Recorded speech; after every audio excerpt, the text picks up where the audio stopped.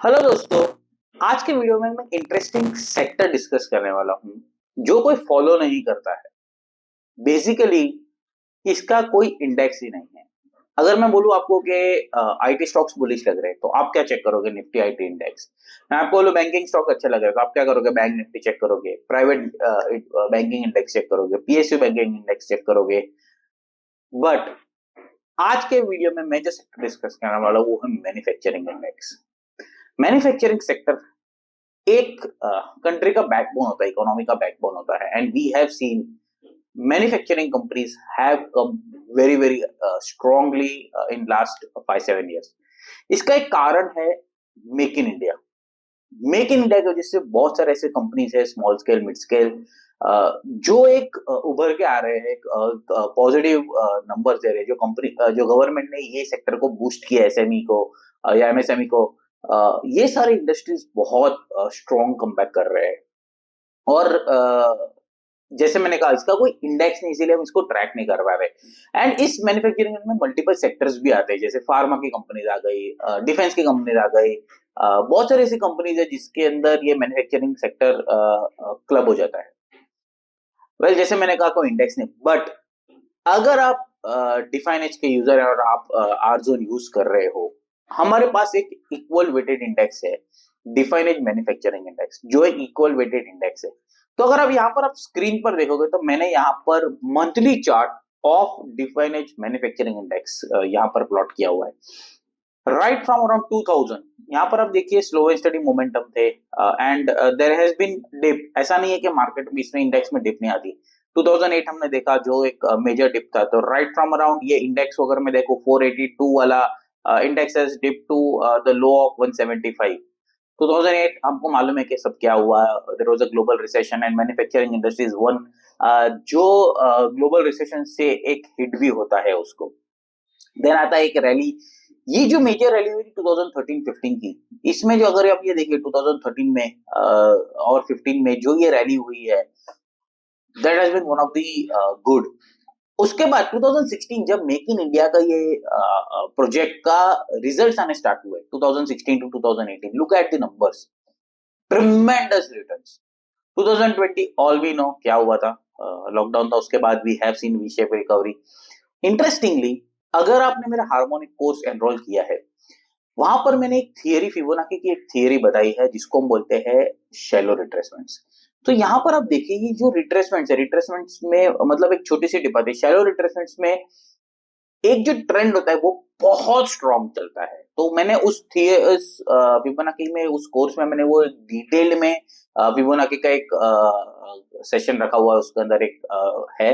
और उसमें मैंने डिटेल्ड किया है कि जब ये शैलो रिट्रेसमेंट होता है, ये ट्रेंड बहुत strong. And I am looking at monthly chart, I am not looking at daily weekly chart. Monthly chart मतलब मैं लॉन्ग टर्म के लिए प्राइमरी ट्रेंड को यहाँ पर, एज पर डाउ थियरी, जो प्राइमरी ट्रेंड जिसको हम बोलते हैं, जो एक लॉन्ग टर्म चलता है। राइट फ्रॉम 2000 टू 2024, लास्ट 24 साल में, 25 साल में, हमने ये इंडेक्स को राइट फ्रॉम अराउंड, इसका देखिए 52 था, 50 50 45 50 के आसपास चल रहा था।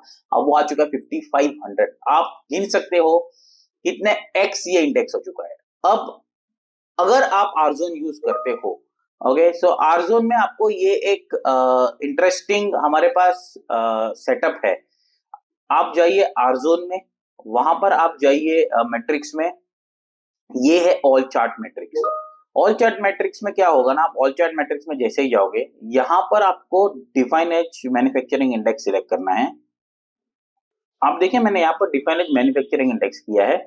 और बिकॉज मेरे को लॉन्ग टर्म देखना है, तो मैं पीएनएफ के 1%, 2% और 3% के चार्ट ले रहा हूँ।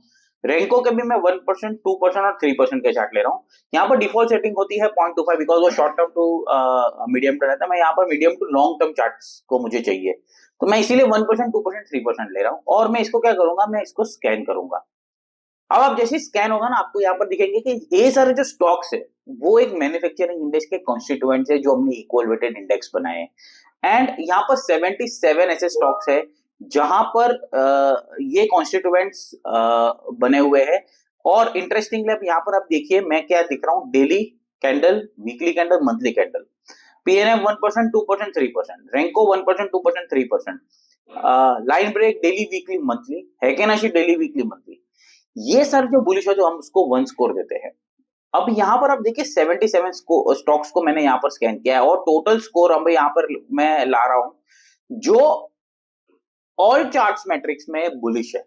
BL, Deepak nitrate, Divis lab, HAL, JSW steel, Linde India, ये सारे ऐसे स्टॉक है जो आपको सिलेक्ट करने चाहिए looking at the consideration. And again basically मैं यहाँ लॉन्ग टर्म की चार्ट्स की बात कर रहा हूँ।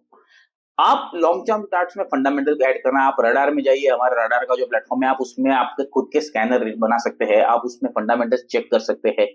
ओके, तो ये एक इंटरेस्टिंग चार्ट है। दूसरा इंटरेस्टिंग चार्ट मैं आपको बताना चाहता हूँ वो है पॉइंट एंड फिगर का। ओके, अब यहाँ पर आप देखिए मैं अगेन मंथली चार्ट पे आता हूँ। मेरे को लॉन्ग टर्म चार्ट देखना है, मैं शॉर्ट टर्म नहीं प्ले कर रहा हूँ। I am looking for next 5 years, 7 years, 10 years down the line, जहां मुझे लगता है कि ये बहुत इंटरेस्टिंग सेक्टर बन सकता है। अब मैं आता हूं यहाँ पर मंथली चार्ट्स पे, और मंथली में यहाँ पर मैं 3%/3 अगेन ले रहा हूँ, एक्सट्रीम लॉन्ग टर्म ले रहा हूँ।